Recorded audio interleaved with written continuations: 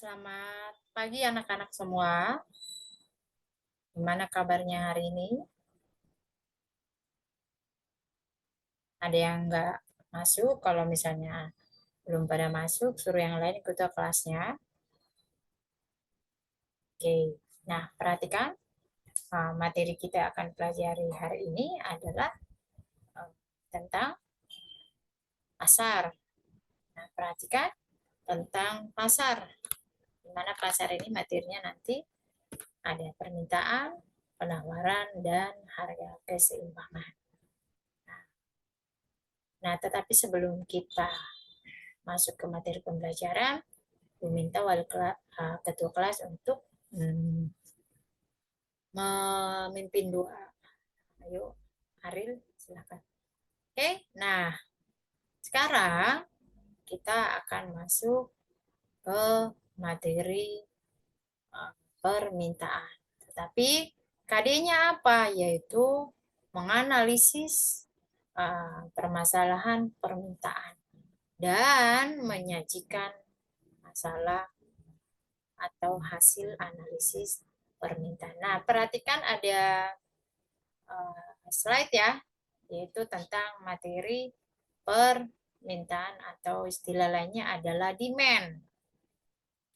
Nah, tujuan, nah perhatikan kita kalau setiap masuk materi pasti harus memiliki tujuan pembelajaran. Artinya setiap ada masalah, setiap ada materi, jangan percuma kita belajar, tetapi harus memiliki tujuan. Tujuannya apa?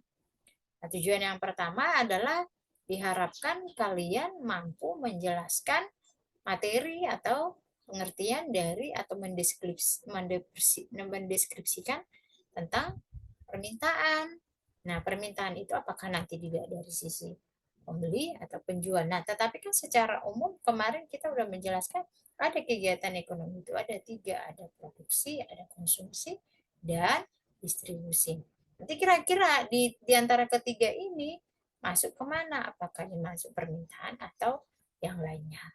Nah, tujuan pembelajaran yang pertama tadi Ibu jelaskan, diharapkan kamu mampu menjelaskan pengertian dari demand atau permintaan. Lalu yang kedua, diharapkan kalian mampu menjelaskan tentang faktor atau mengidentifikasi apa sih banyak atau tidaknya jumlah barang yang diminta itu, atau banyak atau tidaknya jumlah barang yang dibeli itu faktor apa yang mempengaruhi? Emang cuma harga doang? Jadi bukan faktor harga, bukan hanya faktor harga, tapi nanti ada beberapa faktor yang mempengaruhi permintaan. Lalu yang ketiga, diharapkan kalian mampu menjelaskan apa itu bunyi hukum permintaan. Sehingga nanti bunyi hukum permintaan itu apakah berbanding searah atau banding terbalik. Ada yang keempat adalah menjelaskan dan menggambarkan kurva permintaan. Apa itu kurva permintaan? Bagaimana bentuknya kurvanya? Bergerak kemana atau seperti apa kurvanya? Lalu, dan yang terakhir adalah menjelaskan pergeseran. Kok bisa bergeser? Bisa bergeser nanti ke permintaan atau bergerak ke kiri bawah atau bergerak ke kanan atas. Nah, yang pertama Ibu jelaskan adalah mendeskripsikan apa itu yang dimaksud dengan permintaan. Permintaan itu apa? Permintaan secara umum adalah yaitu merupakan kesanggupan konsumen dalam membeli sejumlah barang dan jasa pada tingkat harga dan waktu tertentu. Misalnya nih, Tuan X membeli minyak goreng seharga 15.000 per liter minggu kemarin. Nah, misalnya yang lain, Aril naik Gojek online dengan harga 15.000. Jadi di situ ada harga. Produknya apa? Yaitu jasa. Jadi bukan hanya di sini adalah produk, tapi produk itu kan berkaitan dengan barang, tetapi bukan barang saja yang disorot dalam materi permintaan. Jasa pun disorot. Nah, jadi apa yang dimaksud dengan permintaan? Permintaan itu adalah kesanggupan pembeli untuk membeli sejumlah produk dan jasa pada tingkat harga dan waktu tertentu, atau kemampuan pembeli dalam membeli suatu barang dan jasa. Jadi ada di situ, sehingga permintaan itu dilihat dari si pembeli atau si yang meminta. Yang meminta itu adalah konsumen. Jadi yang kedua, apa faktor yang mempengaruhi? Di sini kan hanya harga tuh, berbagai tingkat harga. Nah, harga ini sangat berpengaruh terhadap permintaan. Nah, yang kedua tadi penjelasannya adalah diharapkan kalian mampu menjelaskan tentang faktor apa sih yang mempengaruhi permintaan. Nah, ada beberapa faktor yang mempengaruhi permintaan. Salah satunya adalah yaitu harga. Emang apa hubungan harga terhadap permintaan? Tentunya itu sangat berhubungan. Hubungannya apa? Nah, hubungannya apabila harga suatu barang naik, harga naik, maka permintaan menurun. Jelas. Kalau misalnya kemarin harga minyak goreng masih 14.000 seliter, sekarang jadi 28.000. Konsumen pasti akan mengurangi jumlah permintaan dengan cara bagaimana? Yang menghemat untuk dapat mengurangi permintaan terhadap minyak goreng. Karena apa? Harga naik dari 14.000 jadi 25.000 misalnya per liter. Nah, luar biasa itu naiknya. Maka ketika harga suatu barang itu naik, maka permintaan konsumen itu akan menurun. Nah, sebaliknya pun sama. Harga turun, maka permintaan konsumen terhadap barang itu meningkat. Lalu yang kedua yaitu pendapatan. Pendapatan itu berkaitan dengan penghasilan, gaji. Jadi semakin tinggi penghasilan seseorang, otomatis permintaan berpengaruh, yaitu pengaruhnya semakin meningkat. Atau sebaliknya, jika penghasilan saya menurun, atau misalnya gaji saya menurun, otomatis ya permintaan saya akan menurun. Karena apa? Berkurang pendapatan saya. Atau kalian misalnya nih dikasih orang tua biasanya jajan dalam sehari itu 20.000. Ya tiba-tiba orang tuanya baik tuh dikasih 40.000. Ya otomatis jumlah barang atau uang jajan kamu akan bertambah. Biasanya ya cukup 20.000 kemarin, sekarang naik kan 40.000, berarti permintaan kamu terhadap barang akan meningkat. Dan sebaliknya, orang tuanya nggak ngasih cuma 10.000, nah otomatis benar jumlah kamu akan beli barang yang sesuai dengan kesanggupan kamu, ya sebesar 10.000. Jadi permintaannya ya sebesar 10.000 dengan uang yang kita miliki. Jadi pengaruh pendapatan itu, jika pendapatan naik maka permintaan naik, pendapatan turun permintaan akan menurun. Nah, yang berikutnya adalah selera konsumen. Selera konsumen itu juga berpengaruh. Setiap orang memiliki selera yang berbeda, maka permintaan juga berbeda, atau permintaan akan berpengaruh naik atau turun. Lalu yang keempat adalah tersedianya barang substitusi atau harga barang lain. Artinya, apa yang dimaksud dengan barang substitusi? Barang substitusi artinya adalah barang yang memiliki manfaatnya sama, tetapi bisa digantikan dengan barang yang lain. Atau barang bisa menggantikan dengan barang yang lain di mana manfaatnya sama. Misalnya nih, beras yang harganya 12.000 bisa kita gantikan dengan harga yang 10.000 misalnya. Nah, misalnya Aqua, merek Aqua, barang penggantinya ketika harga Aqua naik, barang penggantinya kan masih ada di luar merek Aqua, misalnya Sunpluar. Nah, Misalnya, apa hubungannya jika harga barang pengganti uh, meningkat, harga barang pengganti meningkat, maka permintaan terhadap barang sekarang atau barang yang kita gunakan sekarang itu akan meningkat atau sebaliknya. Nah, jadi atau misalnya nih harga kuah naik, kan barang penggantinya banyak.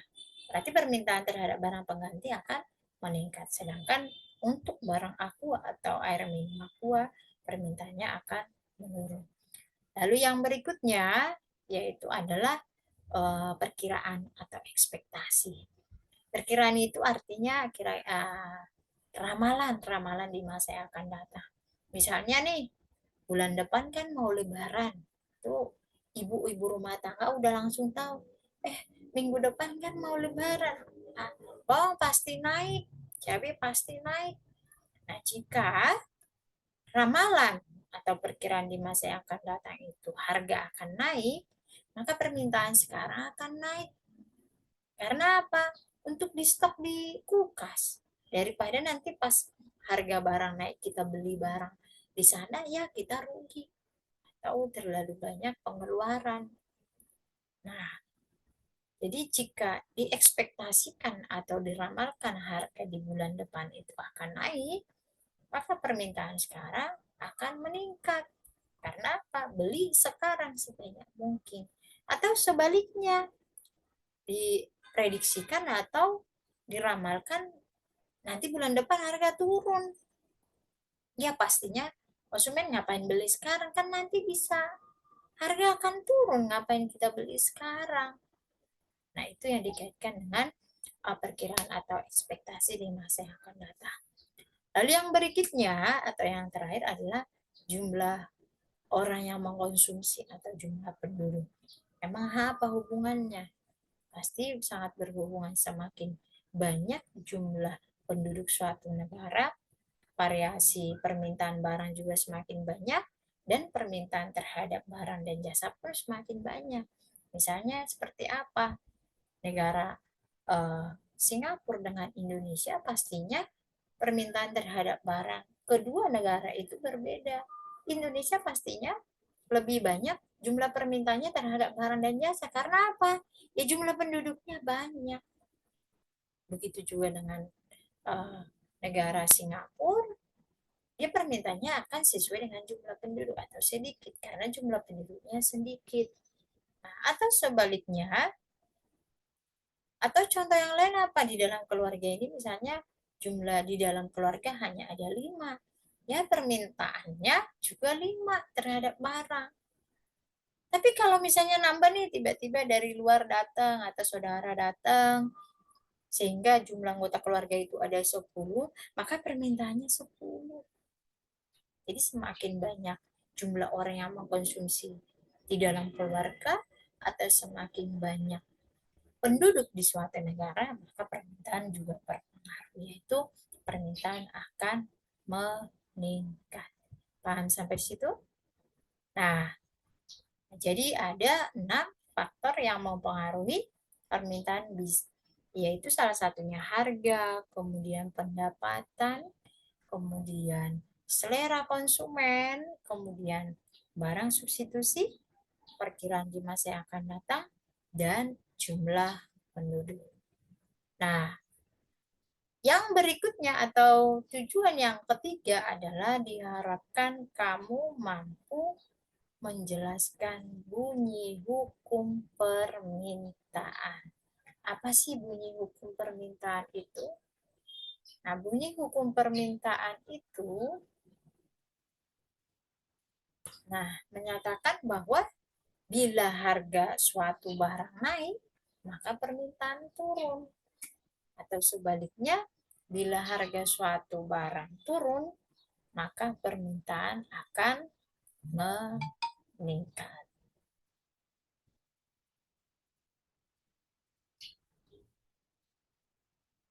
Jadi hukum permintaan apabila harga suatu jadi makanya nanti kurvanya akan berbanding terbalik. Berbanding terbalik artinya jika P naik, Q turun. Atau sebaliknya, P turun, Q akan naik.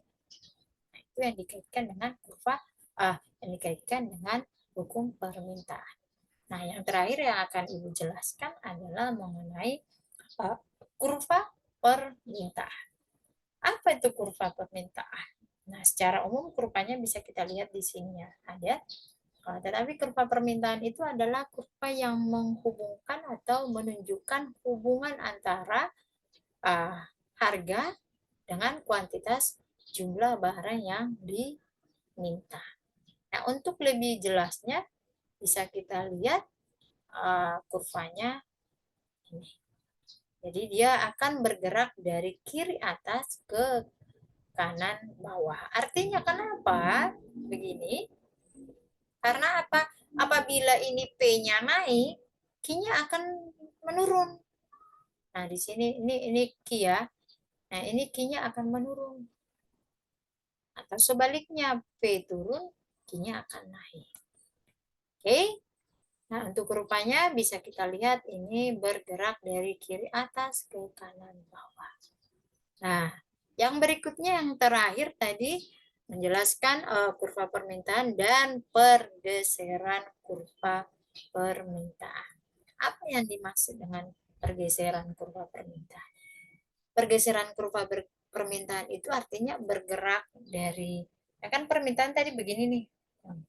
Nih, bentuknya. Dia nanti bergerak ke sini, bergeser ke bawah. Jumlah barang yang diminta naik atau turun apa enggak? Bergeser ke kanan atas. Nah, bisa kita lihat.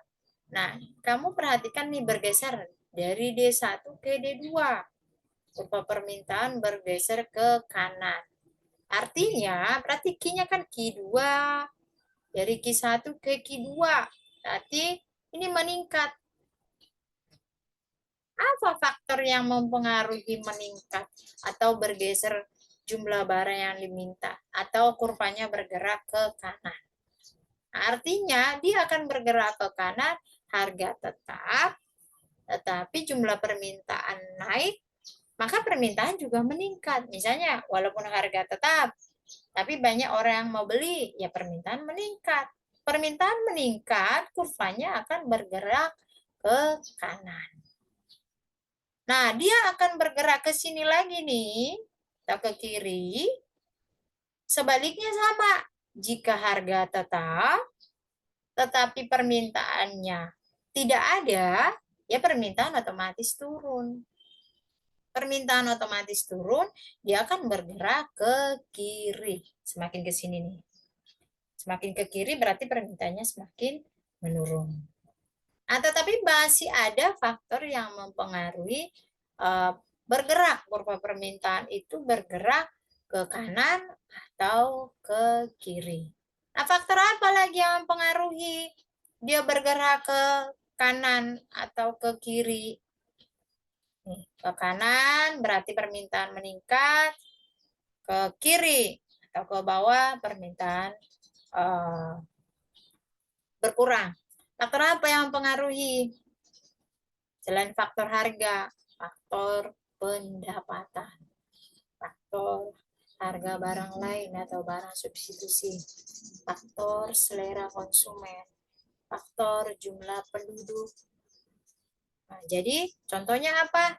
Dia bergeser ke kanan nih. Berarti jika penghasilan seseorang meningkat, maka kurva permintaan akan bergeser ke kanan.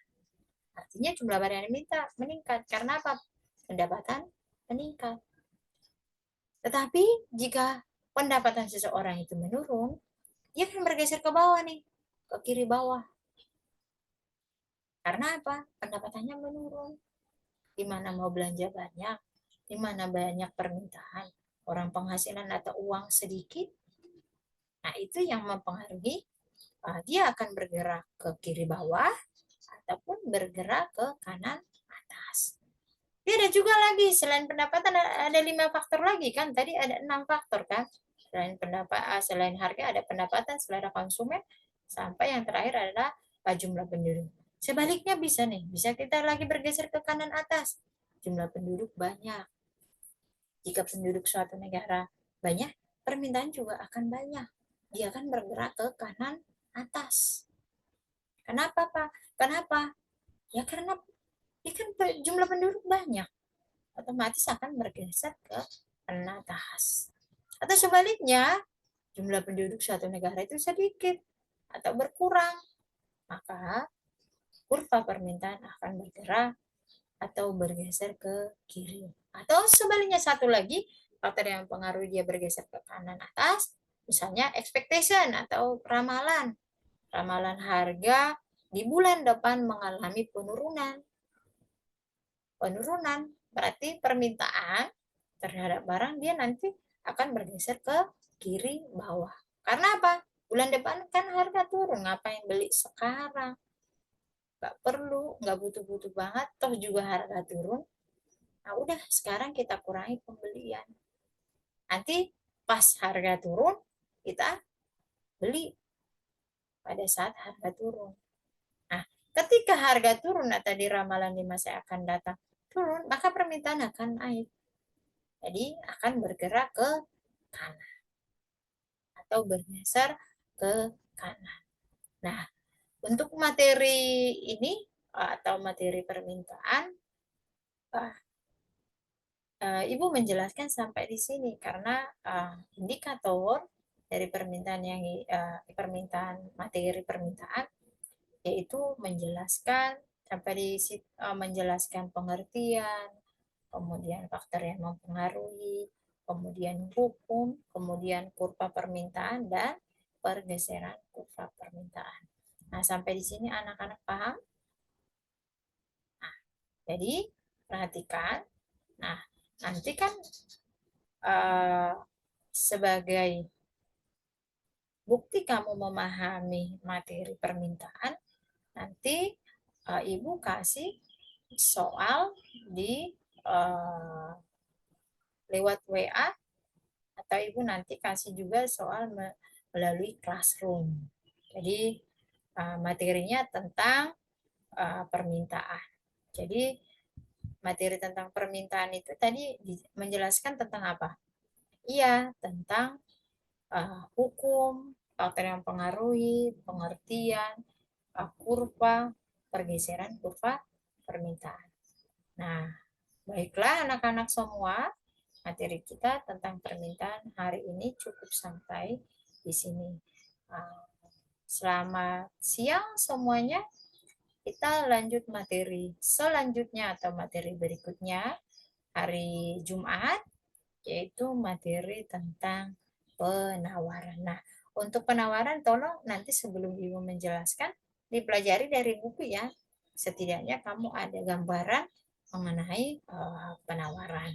Seperti apa sih penawaran itu dan dilihat dari sisi siapa sih penawaran itu. Oke, selamat siang. Terima kasih. Jaga kesehatan. Jangan pergi-pergi dulu. Kita tetap stay di rumah supaya tidak terkontaminasi uh, dengan berbagai penyakit apalagi di musim COVID nih banyak sekali jenis-jenis penyakit atau jenis-jenis yang mengakibatkan kita jadi sakit. Nah, oke. Selamat siang semuanya. Terima kasih.